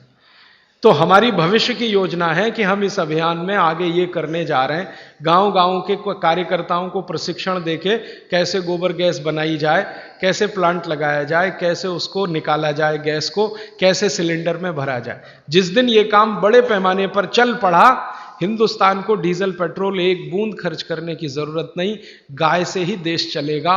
तो समझ में आएगा कि इसमें महालक्ष्मी है गाय के गोबर में, लक्ष्मी नहीं महालक्ष्मी। भारत में 17 करोड़ गाय है, इसकी डबल चाहिए, 34 करोड़ में यह हो जाएगा। हमने जो हिसाब निकाला है, एक गाय का गोबर एक दिन में 10 किलो, अभी 17 करोड़ गाय है तो एक दिन का उनका गोबर है 170 करोड़ किलो। लेकिन सारे देश के डीजल की खर्चा और पेट्रोल का खर्चा और एलपीजी का खर्चा, ये पूरा अगर हम कवर करना चाहें तो गाय चाहिए 34 करोड़। हम आधे का तो कर सकते हैं, आज जितनी गाय है 34 करोड़। अब ये 34 करोड़ गाय कहां से आएगी? ये तभी आएगी जब कटना बंद हो। आप अगर इसका संरक्षण करें, गाय का कटना इसका बंद करा दें, तो गाय की संख्या अपने आप 34 करोड़ हो जाएगी। क्योंकि भारत की जो गाय है, देशी गाय, वो 20 साल जीवित रहती है और 20 साल में कम से कम 17 बार मां बन सकती है वो भारत की गाय। और ये जो जर्सी है ना, इसकी उम्र ही नहीं है, ये ज्यादा से ज्यादा 8 से 9 साल जीवित रहती है और 8 से 9 साल में 5-6 बार ही मां बनती है। और भारत की जो देशी गाय है, इसके बारे में भागवत कहते हैं कि इससे जैसी कोई दूसरी चीज भगवान ने नहीं बनाई। भागवत जी कहते हैं कि इसके जैसी दूसरी चीज कोई भगवान ने नहीं बनाई। ये देशी गाय है, मां बनेगी, बछड़ा आएगा, बछड़ी आएगी तो गाय बनेगी, बछड़ा आएगा तो बैल बनेगा, और देशी गाय का बछड़ा ही बैल बनता है, ये जर्सी वाला नहीं बनता, क्योंकि देशी गाय के शरीर पर कंधा है, तो कंधा चाहिए ना बछड़े को बैल बनने के लिए, तो वो तभी संभव है। इसलिए देशी गाय का संरक्षण करना बहुत जरूरी है। आप बोलेंगे जी संरक्षण कैसे हो? भागवत जी कहते हैं कि भारत को भगवान की सबसे अच्छी देन है वो ये गाय है, जिसको हम देशी गाय कहते हैं, इसकी हमेशा सेवा करो तो ये संरक्षित हो। शायद इसलिए हमारे बुजुर्गों ने कहा गाय की सेवा करो तो मोक्ष मिलेगा, 33 प्रकार के देवता खुश रहेंगे। और मैंने करके देखा, ये देशी गाय आप घर में रखो, उसकी सेवा करो, सवेरे सवेरे सो के उठो, बस गाय को देखो, कुछ मत करो, बैठ जाओ, देखो उसको सामने, और आपके शरीर में इतनी खुशी और आनंद पैदा होगा उसका चेहरा देखने मात्र से। करके देख लो इसको। मैं अभी एक एक्सपेरिमेंट कर रहा हूं, डिप्रेशन के कुछ मरीजों को मैंने इकट्ठा किया है एक गौशाला में डिप्रेशन के मरीजों को इकट्ठा किया है। कोई दवा नहीं देते, वो कहते हैं जी गाय के सामने बैठो बस और देखो, उसको देखो, उसकी आंखें देखो, आंखों में जितनी सुंदरता है देशी गाय की कहीं नहीं मिलेगी आप। और जो आप गाय पहचान सकते हैं, भारत में एक गाय है किल्लारी गाय कहते हैं उसको, किल्लारी गाय, एकदम गुलाबी आंखें, सुर्ख गुलाबी आंखें, उसकी आंखें देख लिया आपने तो डिप्रेशन और अवसाद आपका खत्म हो जाए। इतना आनंद मिलता है गाय को देखने से। तो गाय देखने मात्र से अगर आनंद की प्राप्ति हो रही है तो ये उसकी सबसे बड़ी विशेषता है। मूत्र से तो बीमारियां ठीक हो ही रही हैं, गोबर से तो बहुत कुछ हो ही रहा है अपने देश में, उसकी आंखें देखने मात्र से खुशी पैदा होती है। और उसी गाय के साथ एक भैंस को देख लो, बराबर में एक गाय खड़ी कर लो, एक भैंस खड़ी, भैंस का चेहरा देख लो आप, तो ना हो तो डिप्रेशन हो जाएगा। हाँ, भैंस का चेहरा देखते ही मन में जो पैदा होता है ना, वो वॉमिटिंग सेंसेशन जैसा कुछ, और गाय का चेहरा देखते ही खुशी। तब मुझे ये सब बातें समझ में आई कि हमारे पूर्वज पुरखे गाय के लिए कितने प्रेमी और कितना उसको बचाने के लिए लगे रहे। और आप जानते हैं कि इस हिंदुस्तान की आजादी की लड़ाई गाय से शुरू हुई। जो 1857 में मंगल पांडे ने गाय की चर्बी के कारतूस की बात सुनी नहीं होती, तो गोली मारी नहीं होती, तो क्रांति शुरू नहीं होती। और महात्मा गांधी जो इस आजादी के आंदोलन के सबसे बड़े नेता थे, वो ये कहते थे मेरा शरीर काट दो, गाय को मत काटो। और एक जगह तो गांधी जी ने अंग्रेजों को कड़क भाषा में कहा कि तुम भारत को गुलाम रखना चाहते हो, रखो, गाय काटना बंद कर दो, मैं आंदोलन वापस ले लूंगा। वो कहते हैं गाय बच गई तो आजादी तो आ ही जाएगी। एक बार गांधी जी को एक अंग्रेज पत्रकार ने पूछा कि आपको आजादी और गाय दोनों में से क्या चाहिए, तो कहते हैं गाय बचा दो, आजादी तो आ ही जाएगी। गांधी जी जैसे आदमी को इतना लगता था। और गाय के बारे में इतनी सारी अच्छी बातें कहते हुए एक खराब बात कह दूं कि यही गाय सबसे ज्यादा कट रही है।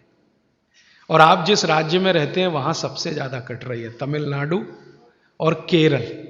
एक साल में 4.5 करोड़ गाय कट जाती है इस देश में। इस तमिलनाडु में ऐसे ऐसे कत्ल खाने हैं जहां एक दिन में 14,000 गाय कट जाती है। आप चाहें तो सबके नाम पते मैं दे सकता हूं। इसी तमिलनाडु, केरल में उससे भी बड़े कत्ल खाने हैं जहां एक दिन में 17-18 हजार गाय कट जाती है। तो जो गाय इतनी उपयोगी है वो कट रही है, इसको कटना बंद कराना ही पड़ेगा अगर हिंदुस्तान को डीजल पेट्रोल के दुष्चक्र से निकालना है। मैं आपको एक कैलकुलेशन बताता हूं। एलपीजी गैस का सिलेंडर आप कितने में खरीदते हैं? 300 रुपए में। हाँ, गाय गैस का सिलेंडर माने गोबर गैस का सिलेंडर उतना ही बड़ा जो एलपीजी का है, आप अगर गोबर गैस का खरीदो तो 67 रुपए में मिलेगा, 67।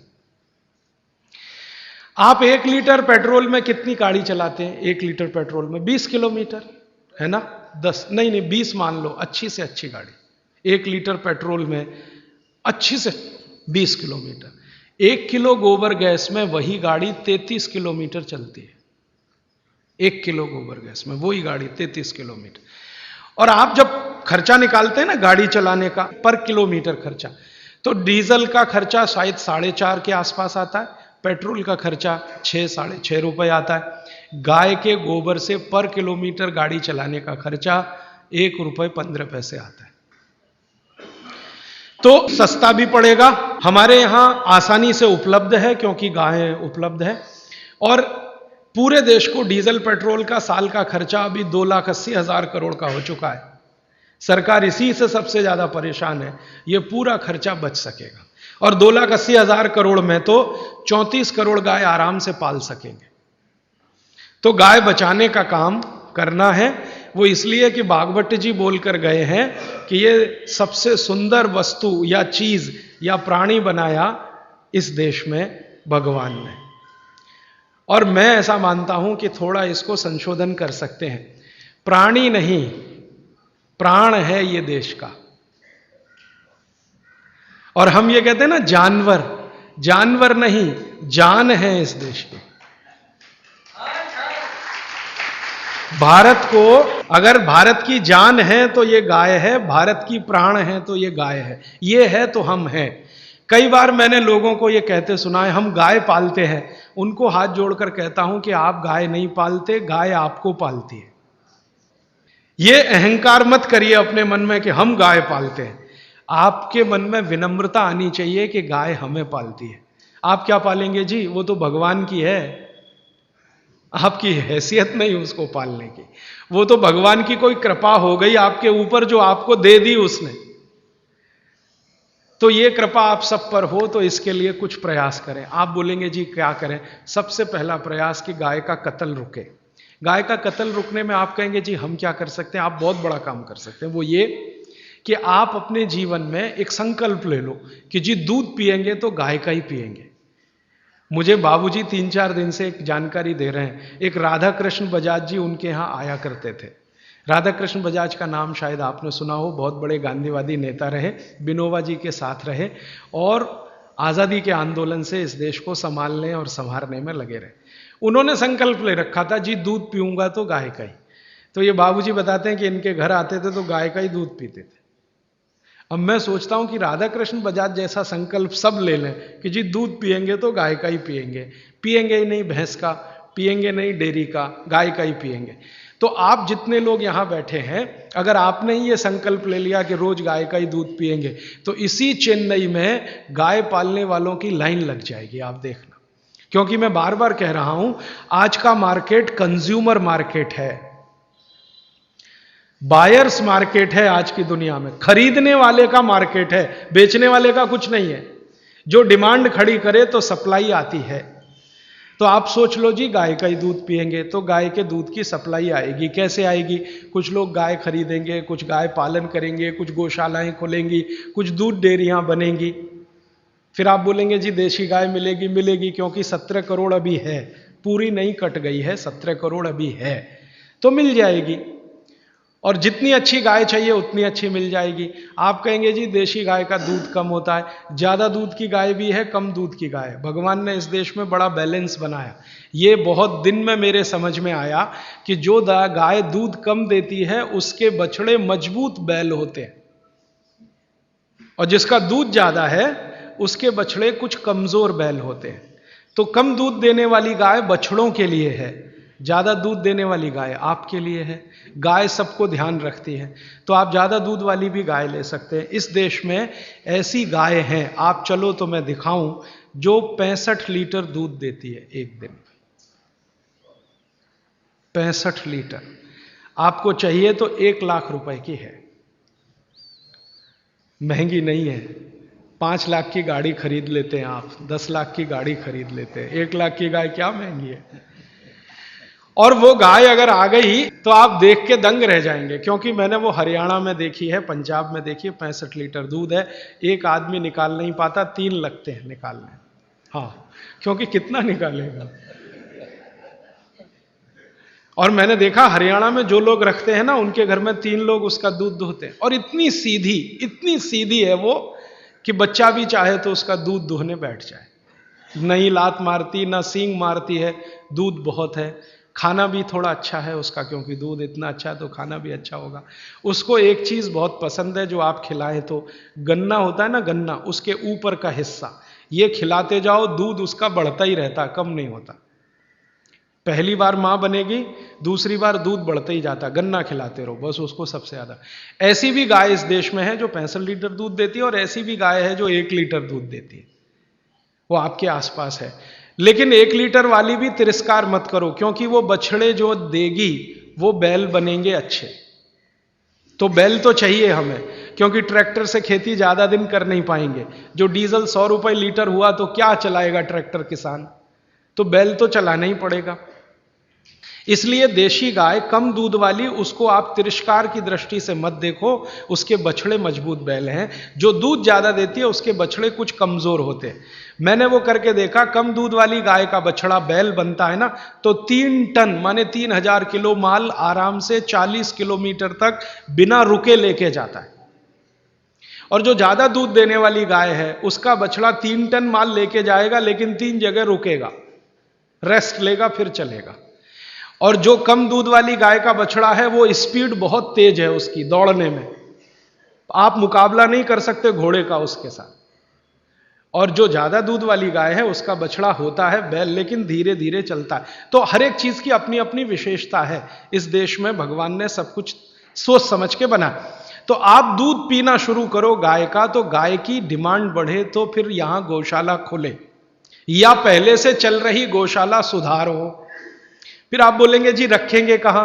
चेन्नई के आसपास इतनी जमीनें हैं, बहुत सारे गांव हैं, बहुत सारी जमीनें हैं, आप कहीं भी ले सकते हैं। और ये विदेशी कंपनियां आके चेन्नई के आसपास जमीनें खरीद रही हैं, तो आप क्यों नहीं खरीद सकते गाय के लिए? तो आप सब मिलकर, मेरा तो ऐसा भावना है कि एक समिति बना लो या तो एक ट्रस्ट बना लो, 200-400, 500, 1000, 2000 गाय रख लो। संभालना कैसे वो मेरे जैसे लोग आपको बताते रहेंगे। और कोई भी गाय का वारिस हो सकता है, 10-10 हजार रुपए इकट्ठा करो, एक एक गाय आपके नाम से वहां रहे, घास चारा खिलाने वाला और उसकी साज संभाल करने वाले जितने लोग चाहिए कहीं ना कहीं से मिल जाएंगे। क्योंकि गाय पालन करने के लिए मन में जो भक्ति है ना, वो बहुत लोगों में अभी भी बची हुई है। ऐसे बिहार में मैंने हजारों लोग देखे हैं जो गाय पालन के लिए कहीं भी जाने को तैयार है। उत्तर प्रदेश में है तो वो आ जाएंगे, आपकी गायों को संभालेंगे। उनको पुण्य चाहिए, मोक्ष चाहिए, आपको दूध चाहिए, दोनों का मेल हो जाएगा। तो पालने वाले भी मिल जाएंगे, गाय भी मिल जाएगी। बस आप तो संकल्प कर लो जी कि हम तो करेंगे।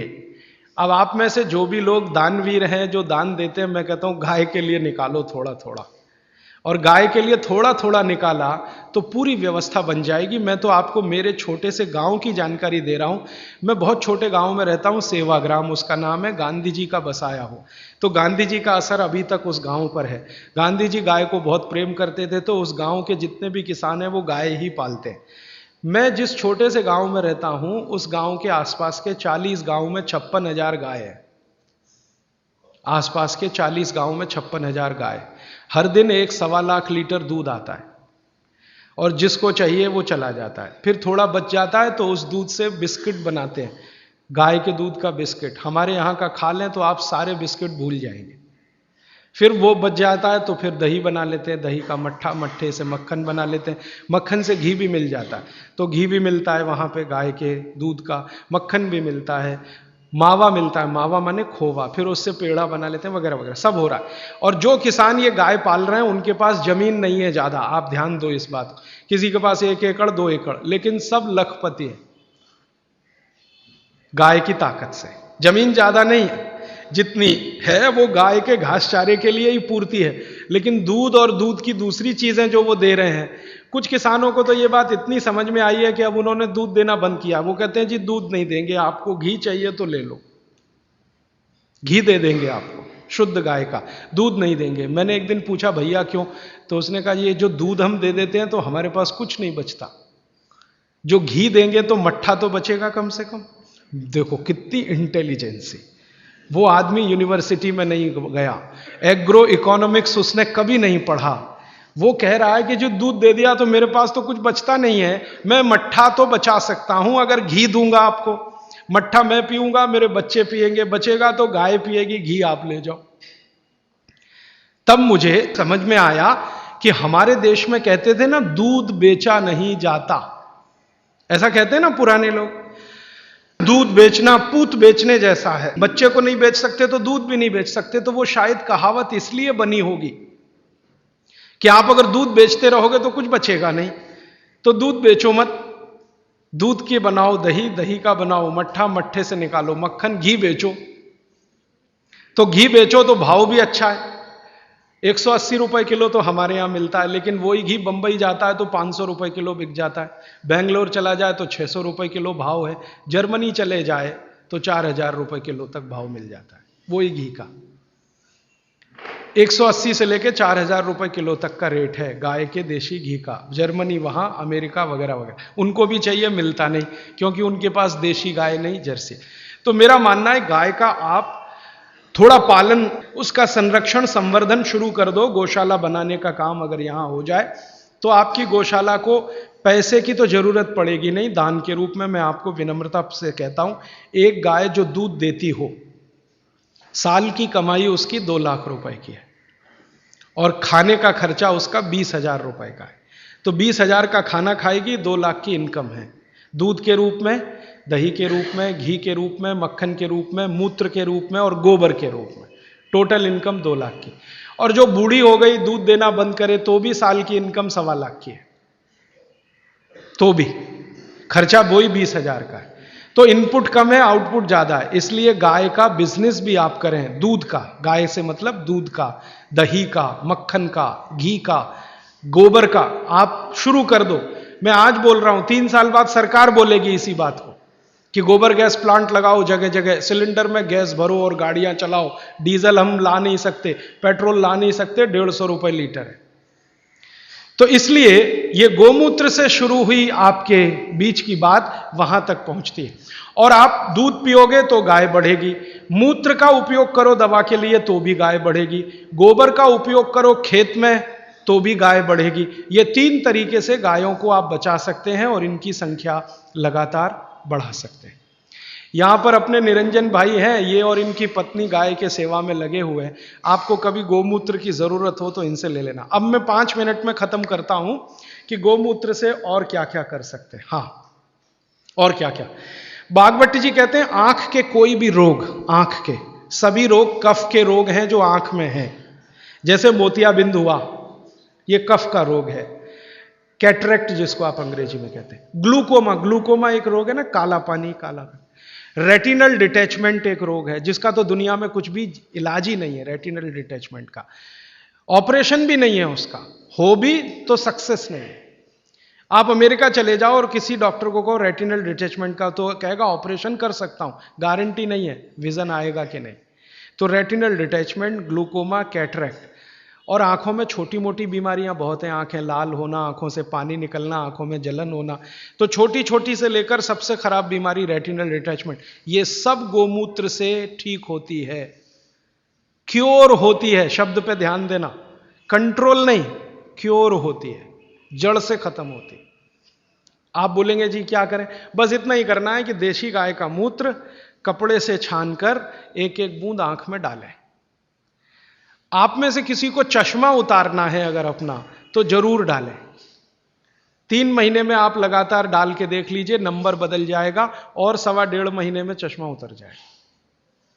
ग्लूकोमा बिना ऑपरेशन ठीक होता है 4-4.25 महीने में। कैटरेक्ट अगर आपको डिसॉल्व करना है 6-6.25 महीने में ठीक हो जाता है। रेटिनल डिटैचमेंट को 1 साल लगता है, लेकिन लगातार गोमूत्र डालते रहिए, एक एक बूंद, बस इतना पर्याप्त है। आंखों में, बच्चों के कान बह रहे हैं, कान, आप जानते हैं छोटे छोटे बच्चों के कान में मवाद निकलता है, बस 2 या 3 दिन एक एक बूंद कान में गोमूत्र की डाल दीजिए, पूरा कान साफ हो जाएगा, मवाद निकलना बंद।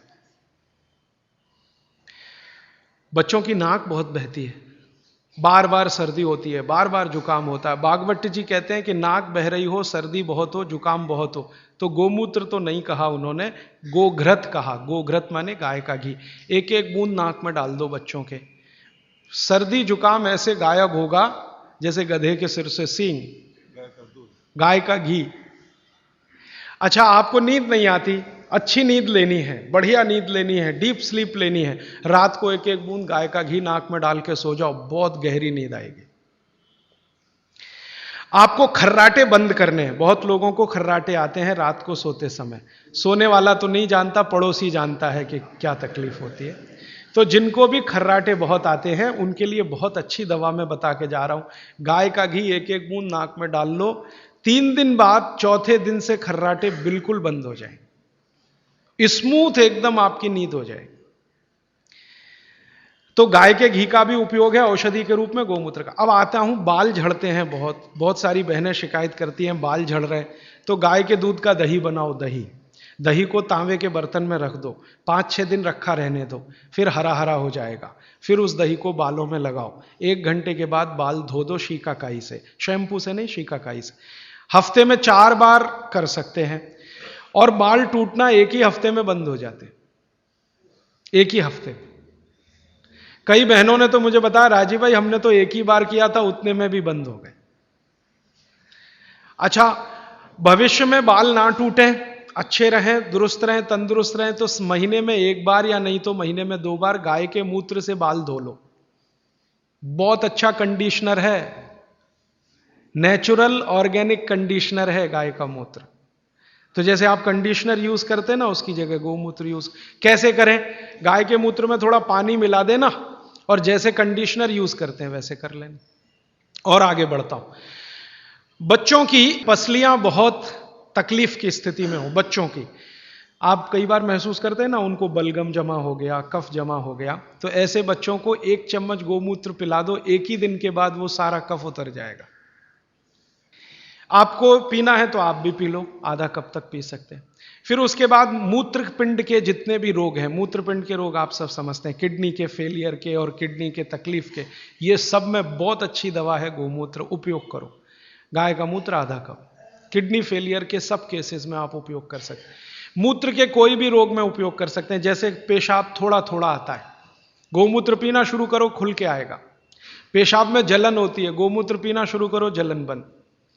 पेशाब कई बार लाल रंग का आता है, गोमूत्र पीना शुरू करो, नॉर्मल कलर होगा। मूत्र के लगभग 22-23 रोग इस अकेले गोमूत्र से ठीक होते हैं। फिर आपको कब्जियत बहुत है, कब्जियत, पेट साफ नहीं हो रहा है, 3 दिन गोमूत्र पी लो, आधा आधा कप, चौथे दिन से एकदम पेट साफ होगा, एकदम पेट साफ। फिर आपके शरीर में बीसियों रोग हैं, वात के, कफ के, पित्त के, आप उसमें उपयोग कर सकते हैं। पित्त के रोगों के बारे में भागवत जी की एक बात याद रखना कि गोमूत्र पित्त के रोगी जब भी लें तो वो घी का उपयोग ज्यादा करें। पित्त के रोगी आप समझते हैं गैस बन रही है, एसिडिटी, ये लोग अगर गोमूत्र पिए पित्त ठीक करने के लिए तो घी ज्यादा खाएं, बस इतना ही निवेदन है उनका। बाकी वात और कफ वाले तो कुछ भी करें। तो बाल में उपयोगी, शरीर में गोमूत्र की मालिश करो आप, तो आपकी त्वचा पर जितने भी सफेद सफेद धब्बे हैं ना, सब चले जाएं। आंखों के नीचे डार्क सर्किल है, रोज सुबह ऐसे ऐसे गोमूत्र लगा लिया करो, डार्क सर्किल चले जाएंगे आप। खाज हो गई, खुजली हो गई, एक्जिमा हो गया, थोड़ा मालिश कर लो, सब खत्म हो जाएगा। तो ये गाय का मूत्र अद्भुत है। अब इस गोमूत्र को ज्यादा आज के समय में लोगों ने उपयोग करने के लिए एक टेक्निक डेवलप की है कि प्योर गोमूत्र मिले तो वैसे सबसे अच्छा होता है, लेकिन क्या करते हैं आजकल के गोमूत्र को उबालते हैं तो उसकी वाष्प बनती है, वाष्प को ठंडा करके अर्क बनता है। अर्क तो आप समझते हैं, तो गोमूत्र अर्क भी इस्तेमाल हो रहा है। लेकिन मेरा कहना है कि प्योर मिले तो सबसे अच्छा, नहीं मिले तो अर्क ले सकते हैं, नहीं मिले तो, लेकिन अर्क ज्यादा नहीं लेना। अर्क सूक्ष्म मात्रा में ही लेने के लिए भागवत ने नियम दिया है। वो ये कहते हैं कि अर्क अगर लेना है तो 1 चम्मच पर्याप्त है, मूत्र पीना है तो आधा कप पर्याप्त है, अर्क लेना है तो 1 चम्मच पर्याप्त है। तो अर्क भी ले सकते हैं। अब बहुत लोग अर्क बना रहे हैं गोमूत्र का, आपको जो अच्छा लगे ले सकते हैं। ये निरंजन भाई भी बना रहे हैं, इनसे भी ले सकते हैं, ये यहीं पर इनकी गौशाला चलाते। आप भी गौशाला बनाएं तो उसमें भी अर्क बन सकता है। और अर्क बाजार में 500 रुपए लीटर बिकता है, बड़े बड़े वैद्य खरीदने को तैयार हैं। आप खाली गोमूत्र से अर्क ही बनाना शुरू कर दो, एक गाय 2.5 से 3 लीटर मूत्र देती है, और 100 गाय अगर आपके पास हैं तो साल की इनकम 1 करोड़ की आराम से हो जाएगी, अर्क बेच के ही हो जाएगी। अर्क के बाद जो बचता है ना, जिसको हम कचरा समझते हैं, उससे साबुन बनता है, साबुन। और इतना अद्भुत है वो साबुन कि शरीर के त्वचा रोग खत्म कर देता है। अर्क निकालने के बाद जो बचता है उससे शैम्पू भी बनता है, साबुन भी बनता है, वॉशिंग पाउडर भी बनता है। आपका फर्श साफ करने के लिए वो जो आप फिनाइल वगैरह इस्तेमाल करते हैं ना, ये गोमूत्र अर्क का भी बनता है, फिनाइल। गाय के गोबर से टाइल्स बनना शुरू हो गए इस देश में। टाइल समझते हैं, जो छत में लगाते हैं, और वो लगा दो तो टेम्परेचर 5 डिग्री कम कर देता है, टेम्परेचर 5 डिग्री कम कर दे।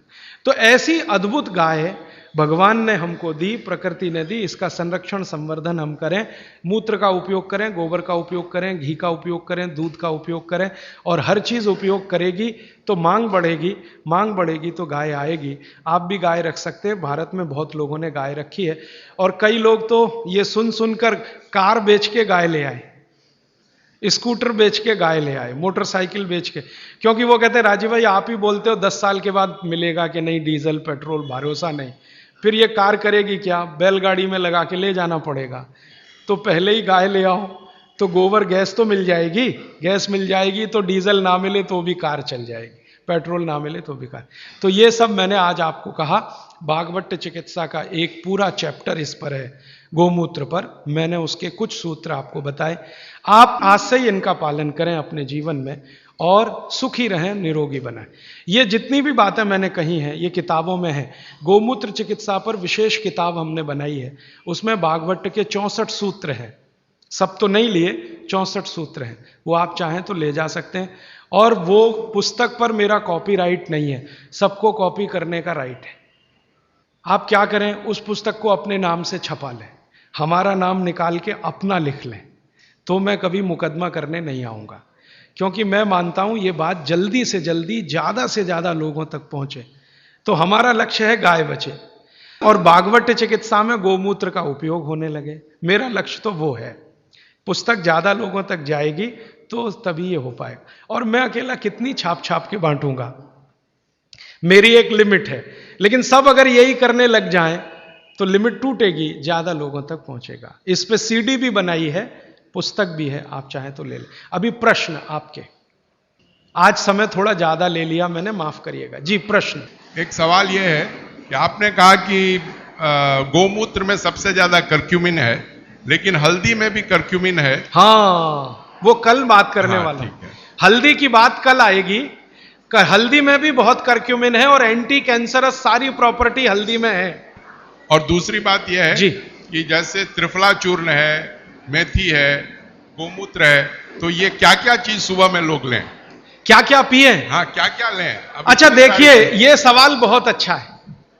ये सवाल प्रदीप भाई का बहुत अच्छा है कि इतनी सारी चीजें अब आपके सामने हैं, सवेरे क्या क्या लें।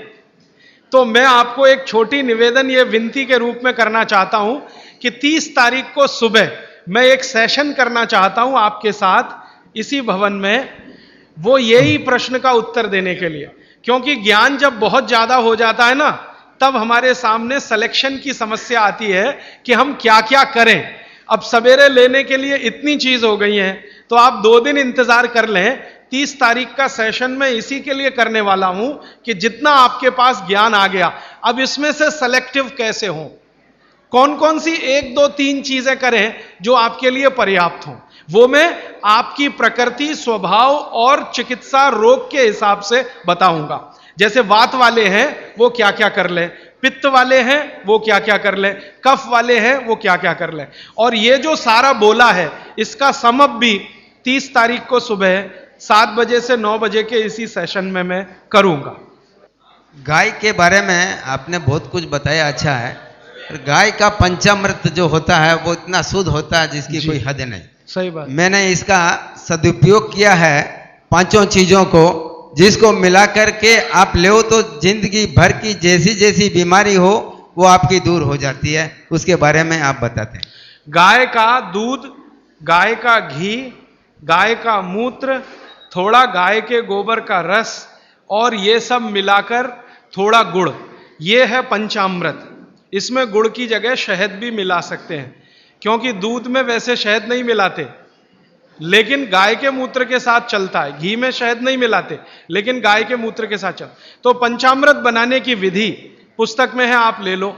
ये पंचामृत का इनका जो रिजल्ट है वो पूरे देश में वैसा ही रिजल्ट है। वात पित्त कफ तीनों पर एक साथ काम करता है, बहुत गहराई से असर करता है। अबनॉर्मलिटी इन हार्मोन्स, उसका कोई क्योर है? हाँ बिल्कुल है। आप इसके लिए मुझे व्यक्तिगत रूप से मिलेंगे? जरूर, मैं आपको लिख के देता हूं। जरूर जरूर। देखिए मेरे पास एक लिखित चिट्ठी आई है, बहुत खुशी की बात है। चेन्नई में गौशाला है तो बहुत अच्छी बात है, बस दुख की बात है कि उसका मैनेजमेंट सही नहीं है, यह दुख की बात है। तो आप गौशाला वालों से मिलके उसका कुछ मैनेजमेंट सुधार लो और मेरी तरफ से गारंटी दो कि एक भी गाय घाटे का सौदा नहीं है, दूध दे या ना दे। सेक्रेटरी हैं, बहुत अच्छा है जी, आप बोलेंगे? इनको माइक दे दीजिए जरा। चेन्नई में पिंजरापोल है जहां करीब 2700 गाय है। ये बहुत सब अच्छा। बुड्ढी गाय है जो दूध नहीं दे रही है, ठीक है। और हम इनका पालन कर रहे हैं। ठीक है। आप जैसे लोग बोलते हैं कि मैनेजमेंट बराबर नहीं है, ये बात नहीं है। वही लोग बोलेंगे या तो उनको दूध नहीं मिल रहा है। अगर वहां आके आप पर्सनली आके देखें तो आपको मालूम पड़ेगा कि मैनेज कैसे किया जाता है।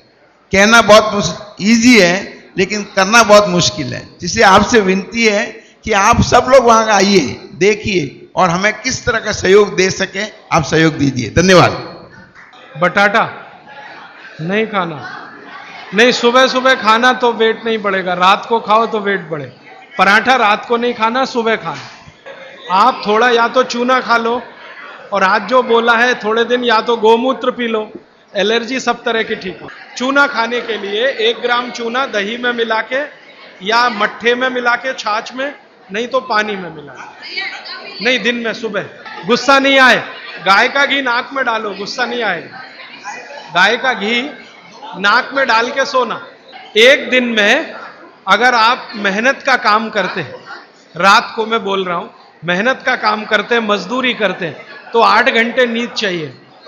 मेहनत करते 8 घंटे, और अगर मेहनत नहीं करते, सिर्फ बैठने का काम है, तो 6.5 घंटे, 6 से 6.5 घंटे। गोबर गैस, गाय की गौशाला जो होती है ना, जहां गोबर है वहीं पर ये गोबर गैस बनती है, और वहीं से सिलेंडर में भर के हम सबको दे सकते हैं। गोमूत्र वैसे ताजा हो 48 मिनट में पी लेना चाहिए। बोतल में भर के 4-5 दिन तक रख सकते हैं, कांच की बोतल। बीपी के लिए सबसे अच्छा मेथी दाना, रात को पानी में डाल के, हाँ